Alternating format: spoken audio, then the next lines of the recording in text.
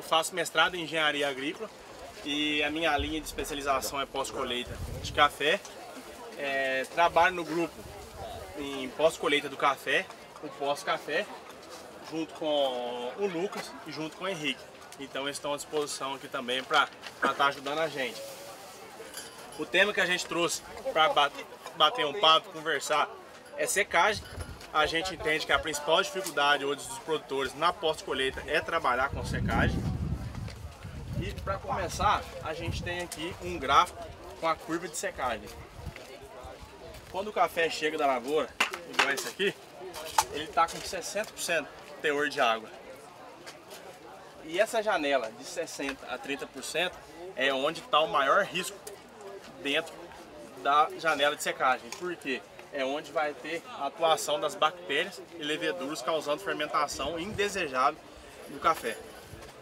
De 30% a 18% eu diminuo o risco, mas ainda tem que tomar cuidado com os fungos que causam bebida a rio. Abaixo dos 18% até 11%, que é a umidade comercial, que eu vou comercializar esse café, eu já consigo inclusive armazenar esse café por um curto prazo de tempo. Então eu estou apertado no terreiro, não tem mais espaço, secador cheio.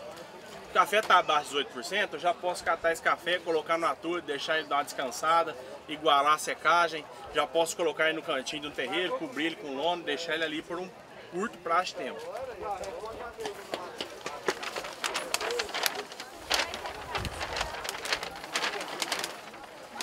O vento não está ajudando muito. Beleza. Conhecida a curva de secagem do café, como é que eu vou trabalhar com esse café no terreiro? Com café natural, por exemplo, eu vou utilizar 14 litros de café por metro quadrado. Esse quadrado aqui, eu tenho 1 metro quadrado. Eu vou pegar esses 14 litros e espalhar ele em 1 metro quadrado. De que forma? Vou espalhar ele em camada fina, camada grão a grão. Aqui por causa do tempo não vai dar para caprichar, mas o ideal é que fique dessa maneira aqui, ó. Grão a grão, camada fina. Beleza, espalhei o café. Após um dia eu vou chegar no terreiro e conferir. Pisei no café, descascou, não tá bom para rodar ainda. Eu vou esperar mais um pouquinho até o ponto que eu chegar e pisar e ele estiver firme. Estando firme eu posso começar a rodar esse café. Eu vou rodar ele 12 vezes ao dia. A primeira dobra eu vou fazer 2 ou 3 dias após o início da secagem. Eu começo a contar a partir do momento que eu coloco o café no terreiro e espalho. 3 dias depois, ou 2 dias, eu faço a primeira dobra. Como é que eu faço a dobra? Eu tiro 50% da área dele.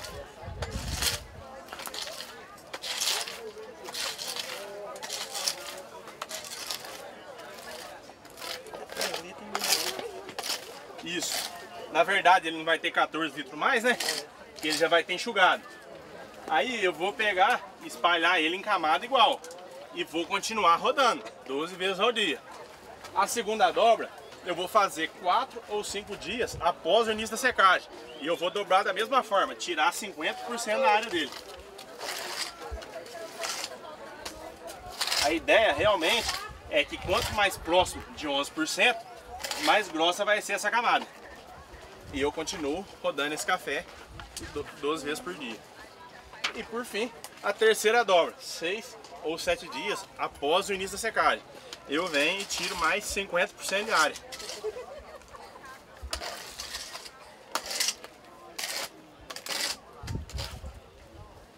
E continuo rodando, mantenho o processo. Beleza, café natural. E se eu trabalhar com cereja descascada? Como que eu faço? Eu vou aplicar 7 litros, medir 7 litros por metro quadrado e não preciso ficar esperando um dia para começar a rodar. Como cereja descascado enxuga mais fácil, com 4, 5 horas, dependendo do sol, eu já começo a rodar. Só que ao invés de rodar 12 vezes, eu vou rodar 16 vezes ao dia. A primeira dobra eu vou fazer com 1 ou 2 dias após o início da secagem. A segunda dobra 3 ou 4 dias após o início da secagem. E a terceira dobra 5, 4 ou 5 dias após o início dessa secagem. Se eu trabalhar com cereja descascada, eu estou separando café verde e café maduro. Se eu descasquei o café maduro e solo o café verde, o que eu vou fazer com esse lote de café verde? Como é que eu vou manejar ele? Eu vou trabalhar com 20 litros por metro quadrado e eu vou fazer uma dobra só após 4 ou 5 dias do início da secagem. Tomar cuidado com a espessura que esse café vai estar. O café verde está imaturo, é um café que ainda não está bem formado, então tem que tomar um pouquinho mais de cuidado. E eu vou trabalhar com uma camada de espessura aqui, ó, vou medir essa espessura. Ela vai estar entre 15% e 20%, se for um café verde. Centímetros, né? Natural boia. Vou trabalhar com 20 litros por metro quadrado, só que como ele já está seco, após meio dia de sol, eu já passo a primeira dobra. A segunda dobra, 2 ou 3 dias após o início da secagem, e 4 dias após o início da secagem, eu faço a terceira dobra.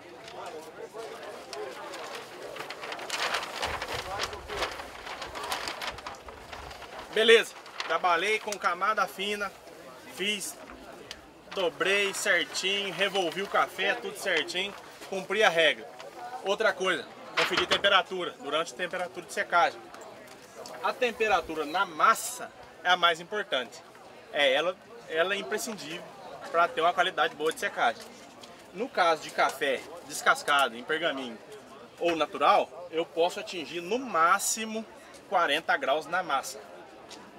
Lembrando que se eu pegar um café desse jeito e vou para secador, jogo ele direto dentro do secador, eu posso lá na saída do ventilador, na saída da turbina para dentro do secador, pode estar com 100 graus lá.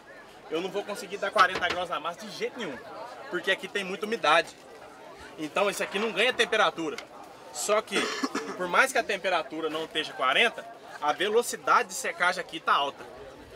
E aí eu começo a fazer com que eu comece a perder a qualidade de bebida desse café, porque a célula do café, aqui dentro tem açúcar, tem ácido, tem óleo, e é o que dá o sabor no café, cor, a classificação lá do provador da cooperativa.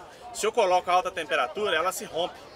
E aí na hora que eu torro o café, o que tinha aqui dentro, que me dava sabor, que dava doçura, que dava corpo, eu perco tudo.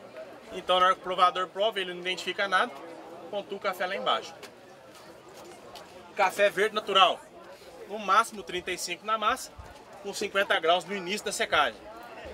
E no caso de commodity, tipo 6, 7 bebida dura, eu posso chegar aos 45 na massa, com 60 graus no início da secagem. O que a gente tinha para falar é isso. Se vocês tiverem alguma pergunta, por favor. O secador estático, quando você põe a temperatura nele, ele vai subir, dizem que não a temperatura embaixo é maior que a temperatura em cima, e que não há secagem proporcional. O que você me fala em relação a isso? Então, uma das grandes perguntas que a gente está tendo hoje é sobre o secador estático. Está na moda. Cientificamente, o que um secador estático deveria ter? Ele não poderia ser quadrado, porque canto, o fluxo de ar não chega no canto. A distribuição de ar dentro dele não é igual. Então no canto eu tenho formação de broco. Então a secagem já não é uniforme por causa de ser quadrado. A camada de café para secagem em secador, isso varia de acordo com o projeto do secador, ela nunca poderia ser maior do que 35 a 50 centímetros. E tem secador estático trabalhando com 1,10 m, 1,20 m. Então assim, quando eu trabalho com camada muito alta, secador quadrado, onde o fluxo de ar não é contínuo, eu começo a ter gradiente de temperatura. A camada é muito alta para pouco ar passando. Não é turbina que tem força para atravessar toda essa camada de grão. Aí eu começo a ter gradientes diferentes dentro, tanto de temperatura quanto umidade. Eu vou ter grão com 13% e vou ter grão com 20%. Então a homogeneização dessa secagem já fica complexa. Eu vou ter que dar um descanso maior, vou ter que trabalhar de forma intermitente. E aí tem esses cuidados. Obrigado. E se você colocar tipo uma broca assim, ela passando entre os cafés, você acha que resolve alguma coisa? Ajuda. Ajuda. Porque aí quando você passa aquela broca, ela vai revolver o café, né? Então assim, você está ajudando o secador a homogeneizar a seca. Você está contribuindo para que ele faça um trabalho melhor, seja mais eficiente. Mas tem alguém que está tendo problema com esse secador? Então, eu já, sim, cientificamente ele não tá de acordo. Mas tem produtor que está fazendo café de qualidade com secador de caixa. Mas tem produtor que não está conseguindo fazer café bom com secador de caixa. Então a gente chega na conclusão seguinte, não tem receita. O que a gente tem que ficar esperto, que às vezes se a gente quiser fazer um investimento desse tipo, a gente indica o seguinte, vá e conheça. Fica lá com o cara durante 2 semanas, junto com ele secando, vendo se é verdade o que ele está falando. Porque no ano passado eu sequei meu café num secador desse, e a gente viu que o problema é que você chegar e jogar o café de uma vez lá, aí o café fica muito grudado um grão no outro, aí dá problema. Agora se você pôr ele normal, ou uma tábua, uma coisa assim, que poderia cair na tábua depois de cair na caixa, o meu café deu bebida mole, por causa desse secador. Então, aí o que a gente começa a ver já é isso. Não tem uma receita, cada produtor tem uma. Eu posso quebrar essas quintas que eu vou construir agora? 5 minutos. O ideal é que o secador seja cilindro. Seja cilindro. Inclusive tem modelo de secador estático cilindro. Já melhora. Agora, voltando para te responder, tem, igual a gente fala, tem gente fazendo bebida boa. Mas tem gente que não consegue chegar numa receita que você conseguiu chegar, por exemplo, que se o café bater numa tábua antes de cair, ele bebe mole. Agora, uma coisa que você tem que fazer esse ano, o senhor tem que fazer. Se o senhor fazer a mesma coisa esse ano, ele vai dar a mesma bebida? É uma coisa que o senhor vai ter que contar pra nós depois. Não, porque eu tô montando um desse. Então. Que eu sequei no rapaz que a gente paga pra secar e eu tô montando um desse, porque a gente viu que essa situação, se você deixar o café lá, ou pisar dentro dele, botar algum peso lá, ele, naquele local ali, ele morre mesmo. Então, aí o que o senhor tem que ver agora é repetição. Se o senhor conseguir fazer de um ano pro outro, o senhor conseguiu achar a sua receita. Porque isso depende muito do projeto, da força da turbina, da potência do motor que está na turbina, qual que é o modelo da fornalha, é variável. E tem muito modelo diferente. Tem que montar sistemas de gradientes para circulação de ar no meio, né? Tem que montar esse sistema, aí funciona bem. Aí equilibra o ideal seria que o secador fosse cilíndrico, e no meio, o gradiente... camada, sim, pouco mais... Pode ser maior. Sendo circulação no meio, montar grades no meio de circulação, aí você quebra... E ter sistema de revolvimento. O ideal seria isso. Poderia até trabalhar com a camada aí. Cientificamente eu não posso falar que seja mais que 50 centímetros. O ideal é que você trabalhe com no máximo 50 e com sistema de revolvimento. Aí eu resolvo o problema. Aí já não seria estático, seria rotativo. Aí o problema é que não seria considerado só estático, seria semi-estático. Mas não quebra, né? Um usa e o outro quebra, né? Ele não vai, ele vai só rodar a massa. É como se fosse estivesse revolvendo café no terreiro.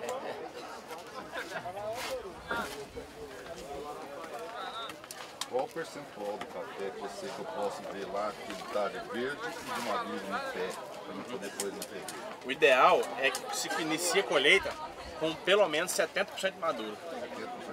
E no caso tem que ter no mínimo, no máximo, né, 30% de verde. A partir disso eu já posso iniciar a colheita. Isso vai variar de acordo com a região que o senhor está, por exemplo. Se o senhor estiver na beirada de represa, talvez compense o senhor adiantar um pouquinho mais a colheita para não deixar café virar boia, porque se beirada de represa, café é boia, é rio. Aí o senhor antecipa um pouquinho, começa a colher um pouquinho de verde, se prepara para isso, monte uma estrutura de pós-colheita preparada para isso e não deixa o café ficar boia. Enxuta a colheita de boia. Às vezes uma coisa mais cedo, mais lenta, é melhor do que tarde, mas correndo. E sim. Hoje tem máquinas, inclusive, que descascam verde, né? Trabalhar com cereja descascada. Então, assim, o projeto de pós-colheita hoje, ele tem várias opções de acordo com aquele lugar que você está. Se você pode colher manual, se você pode colher mecanizado, tem que levar em conta tudo isso. Para fazer um dimensionamento correto, para na hora que você começar a colher não ter surpresa.